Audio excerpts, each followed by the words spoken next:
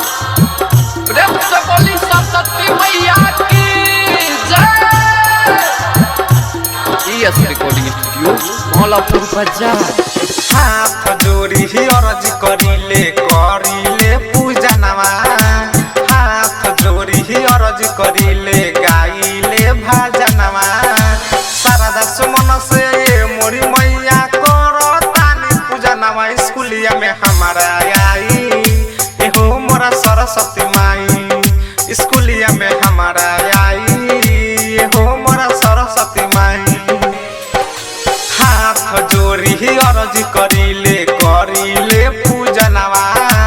हाथ जोड़ी ही अर्ज करिले गाइले भजनवा।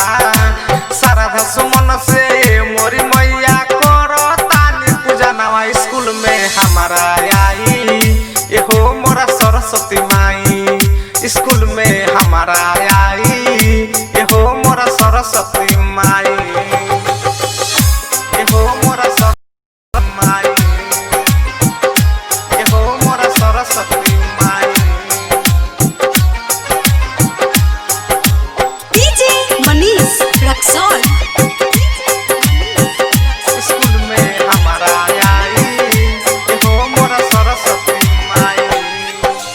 केरा के थम हलैले बानी अशोक पाता कटैले।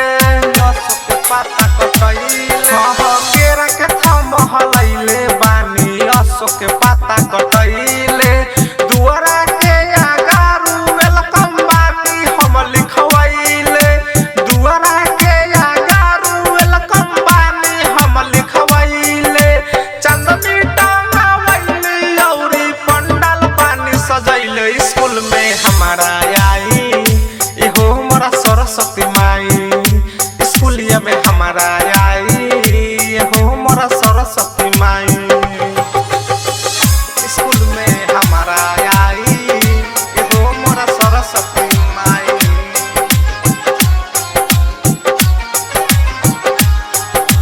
डीजे मनीष रक्सौल।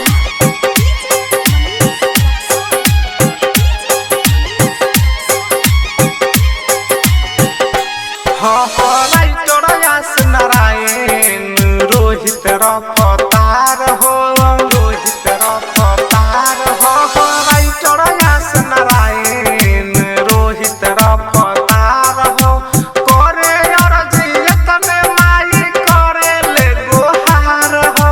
करे अर्जी तने माई करे ले गोहार हो। दीपलाल राजन भी देखो इहाँ अइले। स्कूल में हमारा आई एहो मोरा सरस्वती माई। स्कूलिया में हमारा आई एहो मोरा सरस्वती माई।